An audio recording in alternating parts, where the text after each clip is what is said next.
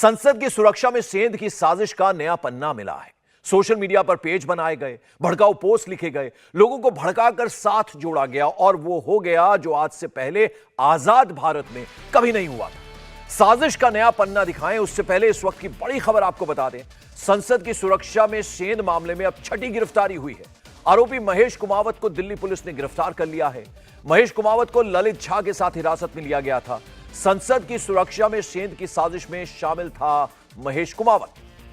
और अब बात उन सबूतों की जो सोशल मीडिया से मिल रहे हैं। जांच एजेंसियों को सोशल मीडिया पर जो प्रूफ मिले हैं, जो भड़काऊ पन्ने हाथ लगे हैं, उनकी कॉपी इंडिया टीवी के पास भी है। कल हमने सागर शर्मा की डायरी के पन्ने आपको दिखाए थे।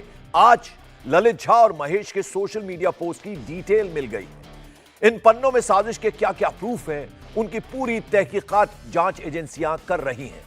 सुरक्षा में सेंध की साजिश के एक बड़े किरदार महेश कुमावत का इंस्टाग्राम अकाउंट जांच एजेंसियों ने डीकोड किया है। किस पन्ने पर क्या लिखा है वो आपको दिखाते हैं। एक पोस्ट में महेश कुमावत ने लिखा है, देश में क्रांति लानी है तो खुद क्रांतिकारी होना जरूरी है। जब सहन शक्ति खत्म होती है तब क्रांति का जन्म होता है। एक दूसरे पोस्ट में महेश कुमावत ने लिखा, जब सरकार गलत हो तो आपका सही होना खतरनाक हो सकता है। तीसरे भड़काऊ पोस्ट में महेश कुमावत ने लिखा, यदि देश में लूट और भ्रष्टाचार चरम पर हो तो जिम्मेदार लूटने वाले नहीं, जो लूट जाते हैं वो होते हैं। जो लूट रहे हैं उनका आप तालियां बजाकर स्वागत करते हो। यह भड़काऊ पोस्ट लिखने वाला महेश वही शख्स है जिसने साजिश के मास्टरमाइंड ललित झा का नागौर में रहने का बाकायदा इंतजाम किया था। महेश कुमावत को साथ लेकर ललित सरेंडर करने आया था और ललित के साथ उसे भी गिरफ्तार अब कर लिया गया है। महेश कुमावत की तरह खुद ललित झा ने भी सोशल मीडिया पर भड़काऊ पोस्ट लिखे थे। साजिश के ये पन्ने भी जांच एजेंसियों ने डिकोड कर लिए हैं। ललित झा ने 26 अक्टूबर को लिखा था, भारत को आज बम की जरूरत है। खुद को उसने अत्याचार, अन्याय और अराजकता के खिलाफ मजबूत आवाज बताया था। 5 नवंबर को ललित झा ने लिखा, जो रोजी रोटी हक की बात करेगा वो कम्युनिस्ट कहलाएगा। आरोपियों को सोशल मीडिया पोस्ट में गुस्सा उनका दिख रहा है, नाराजगी दिख रही है, भड़काने की साजिश दिख रही है। उनकी इस सोच पर राहुल गांधी का हैरान कर देने वाला बयान आया है। राहुल गांधी ने संसद की सुरक्षा में सेंध को नौजवानों की नाराजगी से जोड़ दिया। आज राहुल गांधी ने कहा कि मोदी सरकार में बेरोजगारी है, बेरोजगारी की वजह से ही संसद में सुरक्षा में सेंध लग गई। सुरक्षा ब्रीच हुई है, वो है, बट क्यों हुई? जो देश में सबसे बड़ा मुद्दा है, बेरोजगारी का मुद्दा, जो पूरे देश में उबल रहा है, मोदी जी की पॉलिसीज के कारण हिंदुस्तान के युवाओं को रोजगार नहीं मिल रहा है। तो ब्रीच जरूर हुई है, बट इसके पीछे कारण बेरोजगारी है और महंगाई है। और सवाल संसद में घुसपैठ का है, सवाल संसद की सुरक्षा का है, इसलिए एक्शन फुल स्पीड में अब हो रहा है। इस पूरे केस की जांच में अब तक 5 टीमें गठित की गई हैं। हर आरोपी की जांच में एक टीम लगी हुई है। उनमें से एक टीम आज आरोपी नीलम को लेकर हरियाणा के जींद रवाना होने वाली है। नीलम की हर लोकेशन की तहकीकात की जाएगी। स्पेशल सेल की जांच का यह एजेंडा यह है कि साजिश से जुड़े हर कनेक्शन की पड़ताल की जाए, आरोपी के एक एक एक्शन की जांच की जाए। जांच एजेंसी के रडार पर 50 से ज्यादा फोन नंबर्स हैं। ये 50 फोन नंबर्स वो हैं जिनसे आरोपियों ने वारदात से 15 दिन पहले तक बातचीत की थी। इनसे उन लोगों का सुराग मिलेगा जो आरोपियों के संपर्क में रहते थे, यानी उनके टच में थे। इनके अलावा स्पेशल सेल 4 मोबाइल फोन की भी तलाश में लगी है। ये फोन गिरफ्तार किए गए आरोपियों के हैं।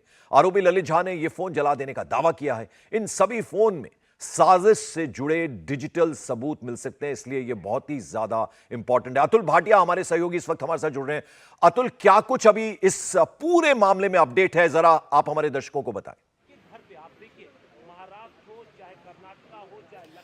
देखिए, जिस तरीके से पूरे मामले की जांच जो है वो अभी स्पेशल सेल कर रही है। सबसे अहम बात यहां पर यह कि महेश कुमावत छठी गिरफ्तारी जो है वो स्पेशल सेल ने इस पूरे मामले की है। पंकज, ये वही महेश कुमावत है जो कि ललित झा के साथ कर्तव्यपथ थाने पे पहुंचा था परसों, और वहां पर सरेंडर जो है वो इसने ललित झा का करवाया था। इन दोनों लोगों के हैंडओवर किया था पुलिस को। जो महेश है वो लगातार ये बात कह रहा था कि उसका कोई रोल इस पूरे मामले के अंदर नहीं है, बल्कि उसने ललित झा को भी ये समझाया था कि वो पुलिस के सामने सरेंडर करे, और इसलिए वो उसे लेकर पहुंचा है। लेकिन जब स्पेशल सेल पूरे मामले की इन्वेस्टिगेशन कर रही थी, तो जिस तरीके से हमने पहले भी बताया कि दो प्लान बने थे, प्लान ए और प्लान बी, कि अगर जो नीलम जो है और उसका जो साथी है, अगर वो संसद के बाहर हंगामा नहीं करते तो उसके लिए महेश और कैलाश की ड्यूटी लगाई गई थी। लेकिन वो गुरुग्राम में जो है नहीं पहुंचे थे, इसलिए जो नीलम और उसके साथी को ही वहां पर हंगामा करके लोगों का ध्यान अपनी तरफ खींचने की हर हालत में ये करने के लिए कहा गया था। तो अभी जो ये गिरफ्तारी हुई है, छठी गिरफ्तारी है। अब से कुछ देर बाद जो महेश कुमावत है उसको अदालत में पेश किया जाएगा। लेकिन पंकज, क्योंकि जिस तरीके से ये 6 कैरेक्टर हैं, इनको सारे सभी जो है वो अलग अलग स्टेट से हैं।